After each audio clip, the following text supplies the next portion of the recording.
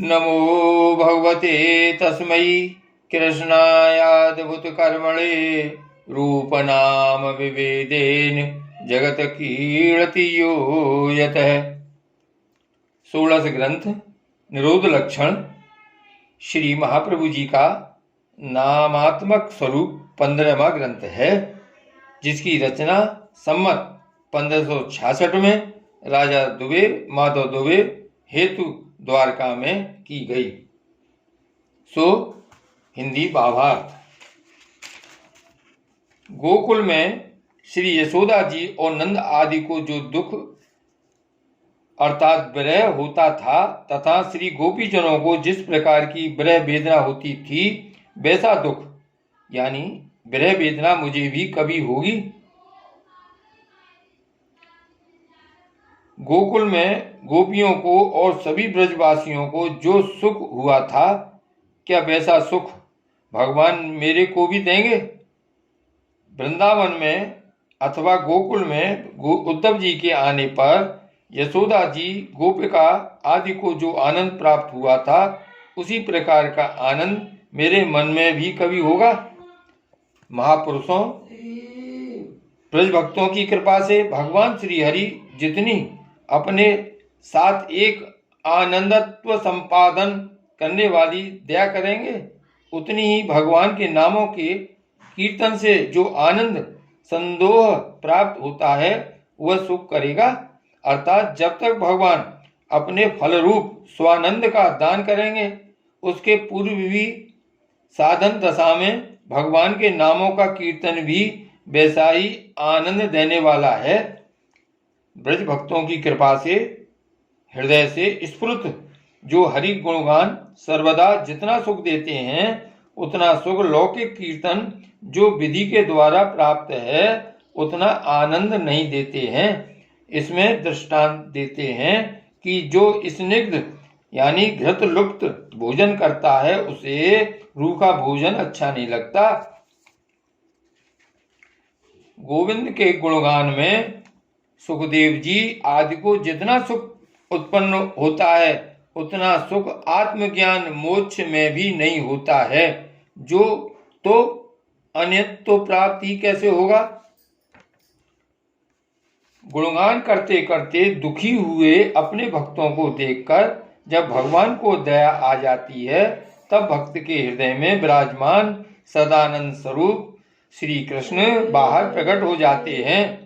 भगवान सर्वानंदमय हैं, तथापि उनका कृपानंद मिलना बहुत कठिन है।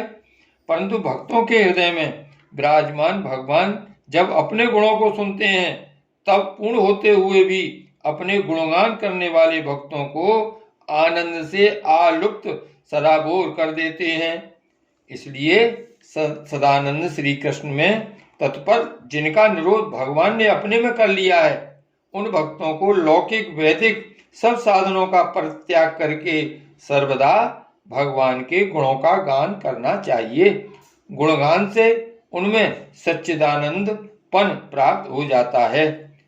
मुझे स्वयं भगवान ने निरुद्धों के मार्ग में अंगीकार कर लिया है, अतः निरोध की पदवी फलदशा को प्राप्त हो गया हूँ। अर्थात श्री आचार्य चरण का यह कथन है कि मुझे तो भगवान ने सांसारिक पदार्थों का विस्मरण कराकर अपने चरणों में लगा रखा है। इसी से मैं तो निरोध रूप फल को प्राप्त कर चुका हूँ, किंतु जो लौकिक में आ सकते हैं, उन अधिकारियों के लिए निरोध का वर्णन करता हूँ।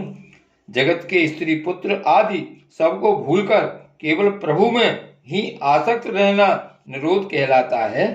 महाप्रभु जी अपने किसी सेवक को संबोधित करके कहते हैं, इसलिए ते शब्द दिया, अर्थात तेरे लिए वर्णन करता हूं।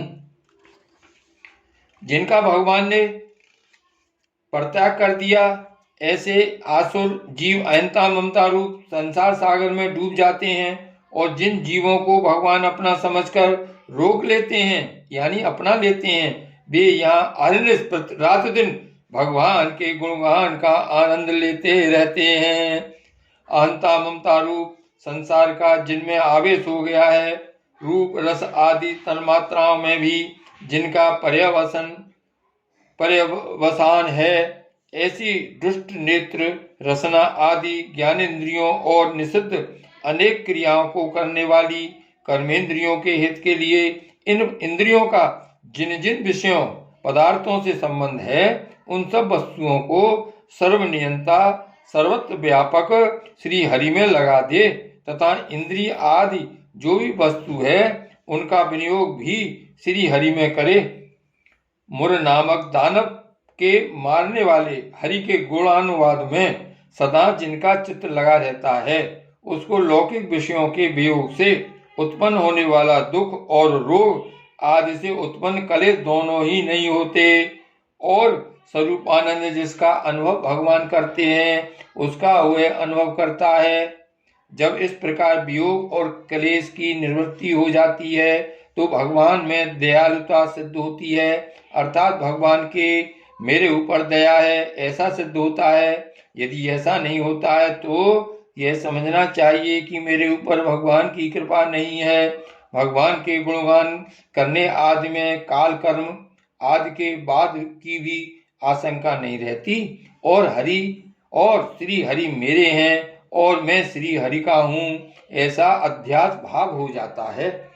भगवान के जो ऐश्वर्य आदि धर्म और उनके सामर्थ्य हैं, उनका गान करने से विषयों में वैराग्य अरुचि स्थिर हो जाता है और गुणानुवाद के प्रभाव से हृदय में प्राप्त श्री हरि के सुख का स्पर्श होने से कभी भी कोई दुख नहीं होता। इस प्रकार ज्ञान मार्ग की अपेक्षा श्री हरि के गुणों के वर्णन में श्रेष्ठता है, ऐसा जानकर ईर्षा और लोभ से रहित होकर हरि के गुणों का वर्णन करना चाहिए।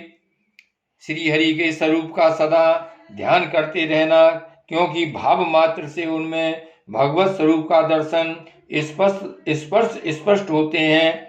उसी प्रकार करना, गमन करना, श्रवण करना, कीर्तन करना, ये स्पष्ट है श्री हरि का जो प्रिय पुत्र है उससे प्रेम करना। पायु गुदा के मलांश का त्याग करके अन्नादि के बाकी रहे भाग को शरीर से प्राप्त करना, सब इंद्रियों को भगवान में लगाना चाहिए। ऐसा जब कहा तो किसी को यह शंका हो कि इंद्रियों में गुदा भी आ जाती है तो उसका उपयोग कैसे है, इसलिए यहाँ कहा कि वो भी मलांश का त्याग करके शरीर को स्वस्थ रखती है, जिससे भगवत सेवा में किसी प्रकार की बाधा नहीं होती है। जिन स्त्री पुत्र आदि में अथवा इंद्रियों में भगवत कार्य स्पष्ट दिखाई नहीं देता हो, तब उनका विशेष रूप से निग्रह करना ऐसा निश्चय है। निरोध के विषय में इससे बढ़कर और कोई मंत्र नहीं है और इससे बढ़कर कोई स्तुति नहीं है तथा इससे श्रेष्ठ कोई विद्या नहीं है और न इससे बढ़कर कोई तीर्थ है। श्री वल्लभाधीश की जय। श्री श्याम स्वरूप यमुने महारानी की जय। श्री गोकुलनाथ की जय।